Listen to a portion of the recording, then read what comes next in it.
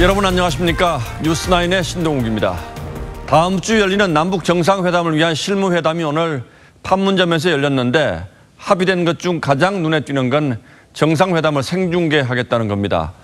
지난 2000년 김대중 당시 대통령이 순안공항에서 김정일 위원장을 만나는 순간이 생중계된 적이 있긴 하죠.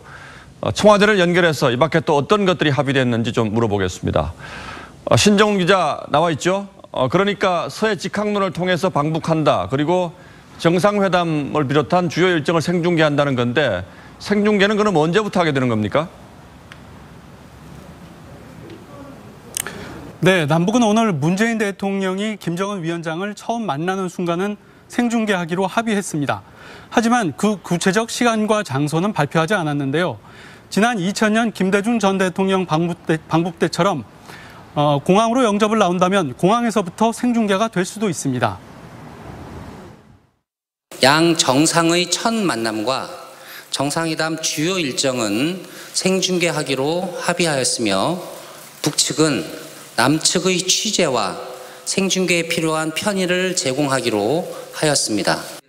지난 4월 정상회담 때처럼 정상회담 모두 발언까지는 생중계로 전 국민이 함께 볼 수 있을 전망입니다. 도보로 군사 분계선을 넘었던 노무현 대통령과 달리 문 대통령은 전용기 편으로 서해 직항로를 통해 평양으로 들어갑니다. 정상회담 준비를 위한 선발대는 모레 육로로 출발합니다. 자, 이제 회담이 불과 나흘 앞으로 다가왔는데 구체적인 일정이나 또 회담 의제 같은 건 아직 공개된 게 없습니까? 네, 그렇습니다. 오늘 2박 3일 방북 일정에는 합의했지만 구체적 내용은 공개하지 않았습니다.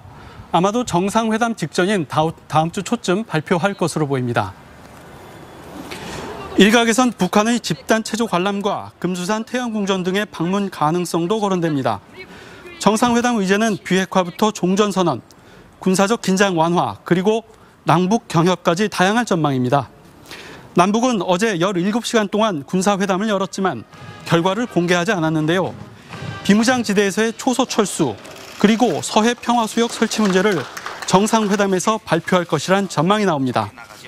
또 4대 그룹 총수의 방북을 요청한 만큼 경협도 논의할 예정이지만 대북 제재가 그대로인 상황에서 구체적 결과가 도출되긴 어렵다는 관측이 많습니다. 결국 핵심은 비핵화입니다. 연내 종전선언을 위해 북한의 핵리스트 제출 등 초기 비핵화 조치를 끌어내느냐가 이번 정상회담의 최대 관건이 될 전망입니다. 지금까지 청와대에서 TV조선 신정훈입니다.